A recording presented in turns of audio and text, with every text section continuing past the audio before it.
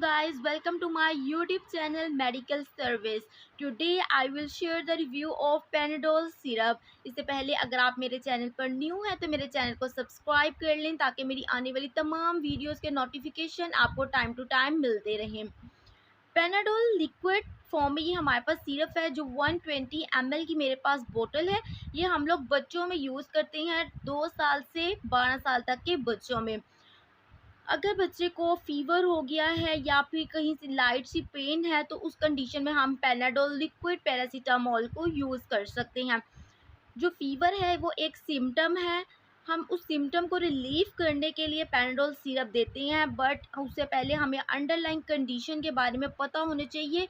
Like किस वजह से पेशेंट को या बेबी को फ़ीवर हो रहा है।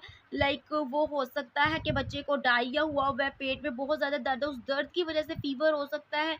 इसके अलावा जब आप वैक्सीनेशन करवाते हैं तो तभी बेबी को थोड़ा बहुत फ़ीवर हो जाता है, तो उस कंडीशन में भी हम लोग पेनाडोल सिरप को दे सकते हैं।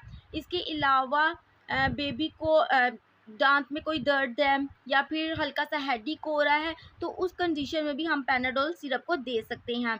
बट इसमें पैरासीटामोल भी है। आप लोगों ने एक बात नोट करनी है कि आप अगर इस पेनाडोल सिरप को किसी और सिरप के साथ यूज़ करके कंबाइन करके बेबी को दे रहे हैं तो उसमें भी पैरासीटामोल नहीं होनी चाहिए, बिकॉज़ इस तरह से डबल डोज़ हो जाएगी।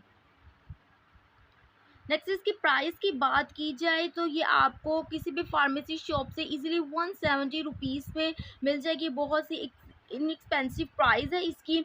नेक्स्ट इसको आपने यूज़ किस तरह से करना है, आपने बेबी को देने से पहले अच्छे तरीके से शेक कर लेना है, बिकॉज़ हमारी जो मेडिसिन होती है वो बॉटल में नीचे बैठी होती है। जब हम उसे शेक नहीं करते तो उस चीज़ का फ़ायदा नहीं होता।